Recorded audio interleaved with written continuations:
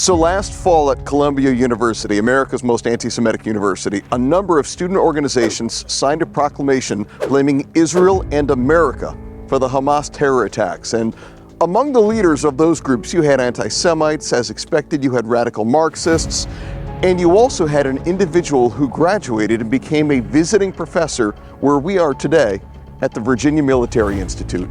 So he signed a proclamation last fall saying the weight of the responsibility for the Hamas terror attacks lies with Israel and other Western governments, including the United States government. Should someone like that be teaching at VMI? I don't really have any comments on that. Can't even imagine. The commitment that's involved in being accepted to a prestigious military university like this is a big deal. And imagine you spend all of that time, you're so thrilled to make it into VMI, you want to learn to be the best that you can be, to defend our country, to focus on readiness, and you're being taught by someone who hates our country, hates the West, and blames the West for a Hamas terror attack. That's truly terrifying. So he was the leader of an organization that signed the proclamation. How much of it are you familiar with? You're showing me a proclamation that you say this gentleman signed? It's a proclamation signed by a whole bunch of organizations, not the Constitution, not the Bill of Rights. They don't physically sign it, but he was a leader of an organization that signed this proclamation. I'll show it to you. So he was the secretary of an organization that signed this proclamation.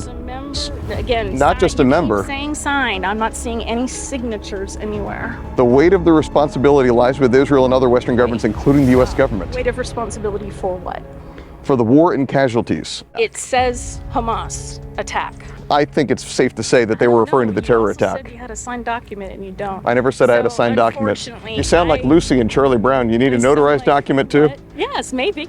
This time you can trust me. See?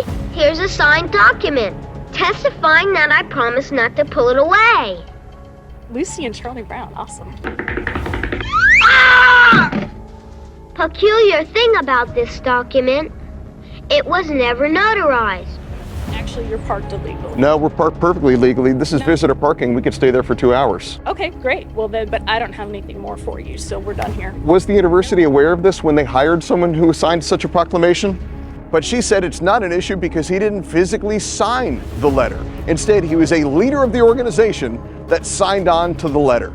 And she didn't have any good answers for that, no comment on it at all, simply unbelievable. As I mentioned before, she brought up his military service, which we so very much appreciate, and it begs the question, was he a radical when he went off to fight for our country, or did he become radicalized after he came back and went to Columbia University? Well, should somebody who blames America be teaching at VMI? Hello? No, they shouldn't be teaching anywhere. Yeah. I mean, I believe in freedom of speech and freedom of religion and all of those that we have, but it's just ridiculous. So should someone like that be teaching at VMI? Maybe if they tape his mouth shut. I suspect that they didn't pay enough attention, maybe, to what he had said. Someone like that who blames America for Hamas terror attacks be teaching at a prestigious military institution? No. He shouldn't be teaching at an unprestigious one. I went to Columbia as well, so it shocks me what's going on there. It's awful. Yeah. And I was there during the Vietnam era when there was a lot of protests too, and a lot of those protests were inappropriate, even though I was on that side. Sure. Students do stuff like that. They're young, they're naive. I can excuse that. Yeah. I cannot excuse a professor.